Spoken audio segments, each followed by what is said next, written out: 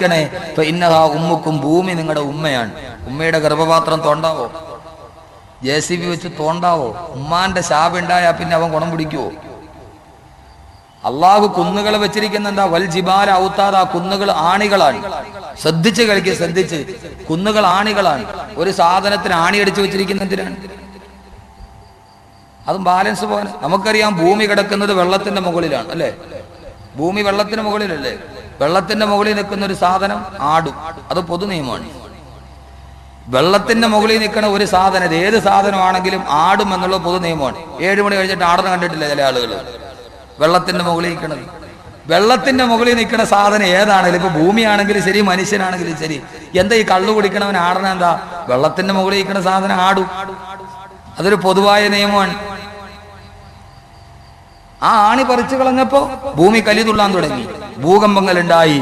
മനുഷ്യൻ മുഴുവനും ലോകത്തിലെ ഏറ്റവും വലിയ മനുഷ്യന്റെ പുരോഗതികൾ അവന് തന്നെ വിനയായി. ഇന്ന് ലോകത്തിലെ ഏറ്റവും വലിയ കണ്ടുപിടുത്തതാ മൊബൈൽ ക്യാമറകൾ. മൊബൈൽ യുഗം അവന് സമ്മാനിച്ചത് ലോകം മുഴുവനും അവന്റെ ഗ്ലോബൽ വില്ലേജ് പോലെ കൈവെള്ളയിലാക്കി കൊടുത്തു. മൊബൈൽ ലോകത്ത് നടത്തുന്ന ഏറ്റവും വലിയ ദുഃഖം എന്താണെന്നറിയുമോ? പരിസ്ഥിതി തകരുകയാണ്. ലോകത്തിലെ ഏറ്റവും വലിയ വേസ്റ്റ് മംഗലപുരം ടൗണിൽ കിടക്കുന്ന വേസ്റ്റ് അല്ല ഇനി മുതൽ. ആറ്റിങ്ങൽ നഗരസഭയുടെ മറ്റേ വേസ്റ്റ് ബക്കറ്റിൽ കൊണ്ടുപോയിരിക്കുന്ന വേസ്റ്റ് അല്ല വലിയ വിഷയം. ഇന്ന് ലോകത്തിലെ ഏറ്റവും വലിയ വേസ്റ്റ് ഈ വേസ്റ്റ് ആണ്. ഈ വേസ്റ്റ് എന്ന് പറഞ്ഞാൽ മൊബൈൽ ഫോണുകൾ ഉപയോഗിച്ചിട്ട് കളയുന്ന പഴയ സെറ്റുകൾ, ഹാൻഡ് സെറ്റുകൾ, അതുമായി ബന്ധപ്പെട്ട അക്സസറീസുകൾ, അതിന്റെ ചിപ്പുകൾ, ഇതൊന്നും നശിപ്പിക്കാൻ മാർഗമില്ല. 80 ടൺ ഈ വേസ്റ്റാണ് അമേരിക്കയിൽ നിന്ന് കൊച്ചി തുറമുഖത്തിലെത്തിയത്. എല്ലാവന്മാർക്കും വിസർജിക്കാനുള്ളത് കൊച്ചി. അമേരിക്കയിൽ നിന്ന് 80 ടൺ വേസ്റ്റ് കൊച്ചി തുറമുഖത്തെത്തി. കസ്റ്റംസ് അധികൃതർ കണ്ടതുകൊണ്ട് അറബിക്കടലിൽ താത്താൻ വന്ന വേസ്റ്റുകൾ. ശരി, ഞാൻ ആ ഭാഗത്തോട്ടൊന്നും പോകുന്നില്ല. അള്ളാഹു മനസ്സിലാക്കാൻ തൗഫീക്ക് നൽകട്ടെ. അതുകൊണ്ട് ഭൂമിയെ തകിടം മറിക്കരുത്. എന്റെ സഹോദരങ്ങളെ, 1 കനമീറ്റർ മണ്ണ് ഈ ഭൂമിയിൽ ഉണ്ടാകണമെങ്കിൽ 25 വർഷം വേണം. 1 ക്യൂബിക് മീറ്റർ മണ്ണ് ഭൂമിയിൽ പുതുതായിട്ടുണ്ടാകണമെങ്കിൽ എത്ര വർഷം വേണം? 25 വർഷം വേണം. നമ്മൾ എത്രയാ കളയുന്നത്? അപ്പൊ അള്ളാഹു വെച്ച ഒരു ബന്ധം, ആ ബന്ധത്തെ തകിടം മറിച്ചപ്പോൾ മനുഷ്യന് വീട്ടിൽ കിടന്നുറങ്ങാൻ പറ്റാതായി. അള്ളാഹു ലോകത്തിലെ ഏറ്റവും വലിയ ബന്ധം അള്ളാഹു വെച്ചിരിക്കുന്നത് എവിടെയാ? അള്ളാഹു വെച്ച ആകാശവും ഭൂമിയും തമ്മിലുള്ള അവർ രണ്ടുപേരും ഇണകളായിരുന്നു. അവരുടെ ബന്ധം തകർക്കപ്പെട്ടപ്പോ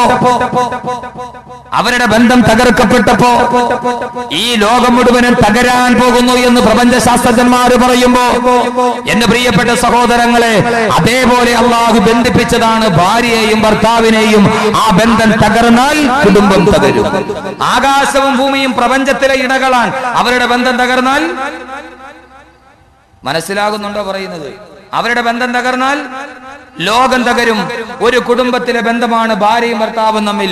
ആ ബന്ധം തകർന്നാൽ കുടുംബം തകരും എന്ന് അള്ളാഹുവിന്റെ വിശുദ്ധ ഖുർആൻ. അതുകൊണ്ട് അള്ളാഹു ആ ബന്ധം തകരാതെ സൂക്ഷിക്കാൻ അള്ളാഹു തൗഫീഖ് നൽകട്ടെ. പരമാവധി അള്ളാഹു തകർക്കാതിരിക്കട്ടെ. തകർക്കാതിരിക്കാൻ എന്ത് ചെയ്യണം? ഖുർആനിലെ ഭാര്യയിലും ഭർത്താവിലേക്ക് ഞാൻ കടന്നു പോവുകയാ. എന്റെ പ്രിയപ്പെട്ട സഹോദരങ്ങളെ, എന്ത് ചെയ്യണം? ഒരു ഭാര്യ ആദ്യം കുടുംബത്തിൽ എന്റെ റോൾ എന്താണ്? എന്റെ കുടുംബം. ഞാൻ ഇന്നലെ കുടുംബത്തെ കുറിച്ച് പറഞ്ഞു. ഇന്നലെ വരാത്തവർക്ക് ചിലപ്പോൾ മനസ്സിലാവണമെന്നില്ല. ഇന്ന് കേട്ടോളീൻ, നന്നായിട്ട് കേൾക്കും. കല്യാണം കഴിക്കാത്തവരും കേട്ടോ. കാരണം ഇനി അവർക്ക് വരാൻ പോകുന്ന ദുരന്ത ഭൂമിയിൽ എന്ത് ചെയ്യണമെന്നറിയണ്ടേ? ഇതല്ലാതെ വേറെന്താ സംസാരിക്കുക? ഒരു ഭാര്യ, അവൾക്ക് കുടുംബത്തിലെ റോൾ എന്താണ്? ഒരു ഭർത്താവ്, ആ ഭർത്താവിന് കുടുംബത്തിലെ റോൾ എന്താണ്? ഖുർആൻ എന്ത് പറയുന്നു? ഒരു ഭാര്യ അവളുടെ ചുമതല മനസ്സിലാക്കിയാൽ, ഒരു ഭർത്താവ് കുടുംബത്തിൽ അവന്റെ ചുമതല മനസ്സിലാക്കിയാൽ, എന്താണ് ചുമതല? ഖുർആൻ തന്നെ പറയട്ടെ. അല്ലാഹുവിന്റെ ഖുർആൻ പറയുകയാണ്, അല്ലാഹുവിന്റെ ഖുർആൻ പറയുകയാണ്, പുരുഷനെന്ന് പറഞ്ഞാൽ രാത്രിയാണ്, പെണ്ണെന്ന് പറഞ്ഞാൽ പകലാണെന്ന് അല്ലാഹുവിന്റെ വിശുദ്ധ ഖുർആൻ. പുരുഷൻ എന്ന് പറഞ്ഞാൽ പകലാണ്, നേരെ തിരിച്ച്. പുരുഷൻ എന്ന് പറഞ്ഞാൽ പകലാണ്, പെണ്ണെന്ന് പറഞ്ഞാൽ രാത്രിയാണെന്ന് വിശുദ്ധ ഖുർആൻ. ഖുർആനിലെ കുടുംബമല്ല നമ്മൾ പറയുന്നത്, ഖുർആനാണ് ഞാൻ പറയുന്നത്. ഒരു പുരുഷൻ ആരാവണം? എന്താ നിങ്ങൾ ഇങ്ങനെ തോടം കഴിച്ച് ഇങ്ങനെയൊക്കെ ഇരിക്കണം, എന്താ പടച്ചോനെ ഇത് കേട്ടിട്ടെങ്കിൽ അവള് നന്നാവും എന്ന് ഓർത്തിട്ടാ? എന്താ ഒരു വിഷാദം? നനസ്നായിട്ട് മനസ്സിലാക്കി സദസ് ഇങ്ങോട്ട് വരും, മനസ്സ് തമ്മിൽ ഒരു അട്രാക്ഷൻ ഉണ്ടാവട്ടെ. പുരുഷൻ എന്ന് പറഞ്ഞാൽ പുരുഷൻ രാത്രിയാ, ബ്ലാക്ക് ആൻഡ് വൈറ്റ് ഒക്കെ അവരാവട്ടെ. പുരുഷൻ എന്ന് പറഞ്ഞാൽ പകൽ, സ്ത്രീ എന്ന് പറഞ്ഞാൽ രാത്രി. ഈ രണ്ടിന്റെയും ചുമതലയാണ് അവർക്ക് ഖുർആൻ. അള്ളാഹു ബോധം നൽകട്ടെ. അള്ളാഹു നമ്മളെ കുറിച്ച്, ഞാൻ ആരാന്നറിഞ്ഞാൽ പിന്നെ എനിക്കറിയാവല്ലോ ഞാൻ എന്ത് ചെയ്യണമെന്ന്. എന്റെ സഹോദരിമാർ സ്ത്രീകൾ വന്നിട്ടുണ്ടോ? അതൊക്കെ എവിടെയാ? ആഡിറ്റോറിയത്തിന്റെ അകത്താ. അത് തന്നെ കുടുംബത്തിന്റെ തുടക്കം ഒടുക്കോ നടക്കുന്നിടത്ത് തന്നെ കേട്ട്. നമ്മുടെ നാടിന്റെ അടുത്തൊരു കല്യാണം നടന്നു. 12 മണിക്ക് നിക്കാഹ്, 1 മണിക്ക് തലാക്ക്. 12 മണിക്ക് നിക്കാഹ് നടത്തി, 1 മണിക്ക് തലാക്ക് നടത്തി. എന്താ സംഭവം? ചെറുക്കന്റെ വീട്ടുകാർ വന്നപ്പോ അവർക്ക് ഒരാൾ രണ്ടാമത് ചോറ് ചോദിച്ചു. നിന്നവൻ കൊടുത്തില്ല. അവൻ തിരിച്ചു പോയപ്പോ എന്തടേ നമുക്ക് ചോറ് തരൂല്ല എന്നായി ആൾ. എന്തുവാടെ അടങ്ങിയിരുന്നൂടെ എന്നായി പെണ്ണിന്റെ വീട്ടിന്റെ ഭാഗത്തുള്ളവൻ. അവസാനം 2 പേരും കൂടെ അങ്ങ് തുടങ്ങി അടി, അങ്ങ് തുടങ്ങിയിട്ട് അവസാനം 1 മണിക്ക് തലാക്ക്. അവസാനം ചെറുക്കം പിടിച്ചിട്ട് പെണ്ണിന്റെ വാപ്പായെ അടിച്ചു. എന്റെ വാപ്പാനെ അടിച്ചവൻ എനിക്കിനി വേണ്ട, കാരണം ഇന്ന് രാത്രി അവൻ എന്നെ തിരിച്ചടിക്കുമെന്നായി പെണ്ണ്. അവസാനം അത് അവിടെ വെച്ച് തീർന്നു. ഈ അടുത്ത സമയത്ത് പത്രത്തിൽ, ഈ അടുത്ത സമയത്ത് ഇവിടെ എവിടെയോ നടന്നൊരു സംഭവം, ആഡിറ്റോറിയത്തിൽ വെച്ചടി. അതെവിടെയാന്ന് എനിക്ക് അറിഞ്ഞുകൂടെ. സ്ഥലമൊന്നും പറയണ്ട, അതുവഴിയൊക്കെ പോകണം നാളെ രാവിലെ. അതല്ലേ, ഏതായാലും ശരി. അള്ളാഹു മനസ്സിലാക്കാൻ തൗഫീഖ് നൽകട്ടെ. ഖുർആനിലെ കുടുംബം, ഇതിൽ ഖുർആനിൽ അള്ളാഹു പറയുന്നു, ഇത് അള്ളയാണ് പറയുന്നത്, ഞാനല്ല. ഒരു ഭാര്യയുടെ ദൗത്യം ഏതാണ്? ഒരു ഭർത്താവിന്റെ റോൾ ഏതാണ്? ഖുർആൻ. അള്ളാഹുവിന്റെ ഖുർആൻ പറഞ്ഞു, ഭാര്യ എന്ന് പറഞ്ഞാൽ രാത്രിയാണ്, ഭർത്താവ് എന്ന് പറഞ്ഞാൽ പകലാണെന്ന് വിശുദ്ധ ഖുർആൻ. അള്ളാഹുവാണ് സഹോദരങ്ങളെ നമുക്ക് ഈ ചുമതല നൽകിയത്. കേൾക്കുക, അള്ളാഹിന്റെ ഖുർആനല്ലയോ. വല്ലൈലി ഇദാ യഗ്ശാ വന്നഹാരി ഇദാ തജല്ലാ വമാ ഖലഖൽ ദക്കറ വൽഉൻസാ. എത്രയോ പ്രാവശ്യം നമ്മൾ ഓതുന്ന സൂറത്താണ്, എത്ര പ്രാവശ്യം നമ്മൾ കേട്ട സൂറത്താണ്. എപ്പോഴെങ്കിലും നിങ്ങൾ കേട്ടിട്ടുണ്ടോ? നമസ്കാരത്തിന്, ജമാഅത്ത് നമസ്കാരത്തിന് നിൽക്കുമ്പോൾ ഖത്തീബ് ഓതാറില്ലേ? ആ സമയത്ത് കൈകെട്ടുമ്പോൾ ഓർക്കാറുണ്ടോ? അല്ലാഹുവേ, എന്റെയും എന്റെ ഭാര്യയെയും കുറിച്ച് പറയുന്ന ആയത്താണെന്ന് അല്ലാഹു പറയുകയാണ്. വല്ലൈലി ഇദാ യഗ്ശാ, ഇരുൾ മുട്ടിക്കിടക്കുന്ന രാത്രിയെ തന്നെയാണ് സത്യം. വന്നഹാരി ഇദാ തജല്ലാ, പ്രകാശം പരക്കുന്ന പകലിനെ തന്നെയാണ് സത്യം. ഇരുൾ മുട്ടിയ രാത്രി തന്നെയാണ് സത്യം. പ്രകാശം പരന്നു നിൽക്കുന്ന പകലിനെ തന്നെയാണ് സത്യം. ശ്രദ്ധിച്ചു കേൾക്കണേ.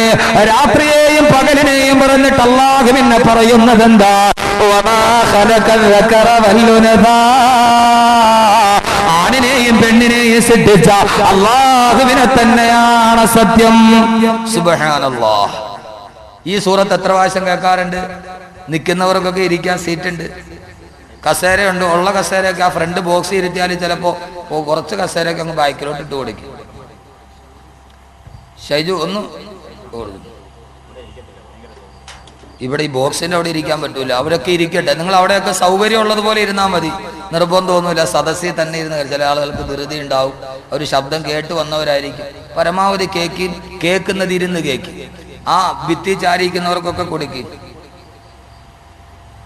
അവരൊക്കെ ഇരിക്കട്ടെ, സൗകര്യമുള്ളതുപോലെ ഇരിക്കും. എനിക്ക് എൻ്റെ പ്രസംഗത്തിൽ നിബന്ധനയൊന്നുമില്ല അകത്ത് കയറി വന്നിരിക്കണമെന്ന്. കഴിയുന്നവരിയ്ക്കും, അല്ലാത്തവർ ചില ആളുകൾ കേൾക്കണമെന്ന് ആഗ്രഹമുണ്ട്, പോകണമെന്നുണ്ടായിരിക്കും. അതുകൊണ്ട് വന്നിട്ട് എഴുന്നേറ്റ് പോകണം. അങ്ങനെ സുബ്ഹാനല്ലാഹ്. ഇവിടെ കേക്കി വല്ലൈലി ഇദാ യഗ്ശാ ഓതാത്ത ആളുകളുണ്ടോ? ഉണ്ടോ? പക്ഷെ ഇത് കുടുംബമാണെന്ന് ഓർത്തിട്ടുണ്ട് ആരേലും? എന്താ ഭാര്യയുടെ ദൗത്യം? എന്താ അല്ലാഹു പറയാൻ കാരണം എന്താ? വല്ലൈലി രാത്രിയെ പറഞ്ഞു, വന്നഹാരി പകലിനെ പറഞ്ഞു. അതിനുശേഷം അല്ലാഹു പറയുകയാണ്, വമാ ഖലഖൽ ദക്കറ വൽഉൻസാ, ആണിനെയും പെണ്ണിനെയും സൃഷ്ടിച്ച അല്ലാഹനെ തന്നെയാണ് സത്യം എന്ന് പറഞ്ഞാൽ അതിന്റെ അർത്ഥം എന്താ? അല്ലാഹുവിന്റെ ഖുർആൻ പറഞ്ഞു, പെണ്ണെന്ന് പറഞ്ഞാൽ രാത്രിയാണ്, പുരുഷനാണോ പകലാണ് എന്ന് പറഞ്ഞാൽ നമുക്കറിയാമല്ലോ. പകൽ സമയമാകുമ്പോ സൂര്യന്റെ വല്ലാതെ ചൂടേറ്റിട്ട് ഭൂമി വല്ലാതെ ചുട്ടുപൊള്ളി കിടക്കുകയാണ്. ഖുർആനിലെ ഭാര്യയും ഭർത്താവും ഇവിടെ നിന്ന് നമുക്ക് തുടങ്ങാം. അള്ളാഹു നമുക്ക് മനസ്സിന് ചിന്ത നൽകുമാറാകട്ടെ. നട്ടുച്ച നേരത്ത് ചുട്ടുപൊള്ളി കിടക്കുകയാണ് ഭൂമി സൂര്യന്റെ ചൂട് കാരണത്താൽ. വൈകുന്നേരം വരെ ഭൂമി വല്ലാതെ തിളച്ചു മറിയുമ്പോ ആ ഭൂമിക്കൊരൽപ്പം തണുപ്പ് കൊടുക്കാനല്ലയോ രാത്രി കടന്നു വരുന്നത്. ഈ സൂര്യൻ അസ്തമിക്കുകയാണ്, ചന്ദ്രൻ ഉദിക്കുകയാണ്, ഭൂമിക്ക് തണുപ്പ് വരികയാണ്. രാവിലെ മുതൽ വൈകുന്നേരം വരെ കത്തിച്ചൊരിക്കുന്ന സൂര്യന്റെ താഴെ ഭൂമി ചുട്ടുപൊള്ളി കിടക്കുമ്പോ ആ സമയത്ത് ഭൂമിക്കൊരൽപ്പം തണുപ്പ് കിട്ടുന്നത് എപ്പോഴാ? രാത്രി വരുന്നത് അതിനു വേണ്ടിയല്ലയോ ഭൂമിക്ക് തണുപ്പ് കൊടുക്കുവാൻ. അള്ളാഹുവിന്റെ ഖുർആൻ പറഞ്ഞു, പുരുഷൻ എന്ന് പറഞ്ഞാൽ പകലാണ്. രാവിലെ മുതൽ വൈകുന്നേരം വരെ കമ്പോളത്തിലോ കച്ചവടത്തിലോ പോയി അവൻ തന്റെ ജീവിതത്തിന്റെ രണ്ടറ്റം തമ്മിൽ കൂട്ടുമുട്ടിക്കാൻ വേണ്ടി പാടുപെട്ട് കച്ചവടത്തിൽ 1000 പ്രശ്നങ്ങളുമായി, അവന്റെ നിത്യജീവിതത്തിന്റെ 1000 പൊള്ളുന്ന പ്രശ്നങ്ങളുമായി രാവിലെ ഇറങ്ങിപ്പോകുന്ന ഭർത്താവ് സന്ധ്യയാകുമ്പോൾ വീട്ടിലോട്ട് കയറി വരുമ്പോ ഭൂമിയേക്കാൾ ചൂട് അവന്റെ മനസ്സിനാണ്. ഭൂമിയേക്കാൾ ചുട്ടുകൊള്ളുന്ന മനസ്സുമായി 1000 പ്രയാസങ്ങളുമായി ചുട്ടുകൊള്ളുന്ന പകലിനെ പോലെയുള്ള മനസ്സുമായി സന്ധ്യക്ക് വീട്ടിലോട്ട് കയറി വരുമ്പോ ആ ചുട്ടുകൊള്ളുന്ന മനസ്സുമായി കയറി വരുന്ന ഭർത്താവിന്റെ ചുട്ടുകൊള്ളുന്ന മനസ്സിലേക്ക് തണുപ്പ് നൽകേണ്ട.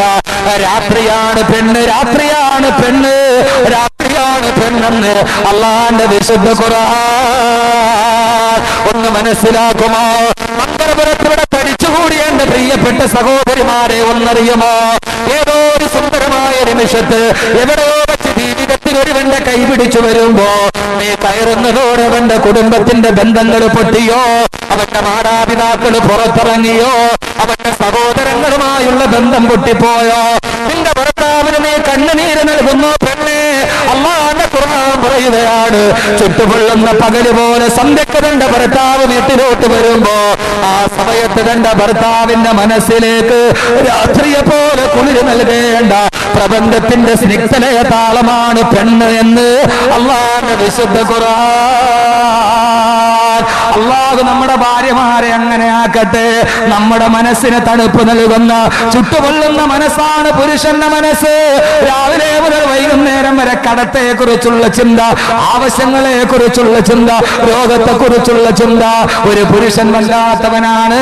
സഹോദരിമാരെ, ഞാൻ ഏകപക്ഷീയമായി സംസാരിക്കുകയല്ല. സമയം പോലെ നിങ്ങളുടെ ഭാഗത്തേക്ക് ഞാൻ കടന്നു വരികയാണ്. പുരുഷന്റെ ജീവിതം വല്ലാത്ത ഘട്ടമാണ്.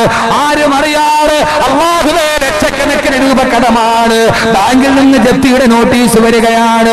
എന്റെ ഭാര്യയോട് പറഞ്ഞാൽ അവൾക്ക് താങ്ങാൻ കഴിഞ്ഞില്ലെങ്കിലോ 1000 ദുഃഖങ്ങളുമായി ചുട്ടുകൊള്ളുന്ന മനസ്സുമായി പുരുഷൻ നടക്കുകയാണ്. അവന് കടയിലിരുന്നാൽ സമാധാനമില്ല.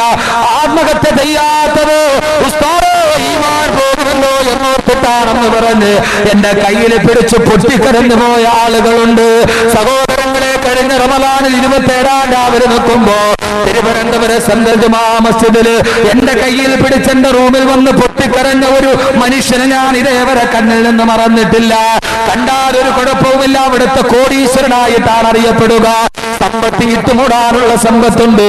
അയാളുടെ മനസ്സിന്റെ നൊമ്പരങ്ങൾ ഈ വിനീതന്റെ കൈ പിടിച്ചു പറഞ്ഞപ്പോ കുറെ കഴിഞ്ഞപ്പോൾ ഞാൻ കൈവിരൽ നോക്കുമ്പോ എന്റെ കൈവിരലിലൂടെ ജലത്തുള്ളികൾ ഒഴുകുകയാണ്.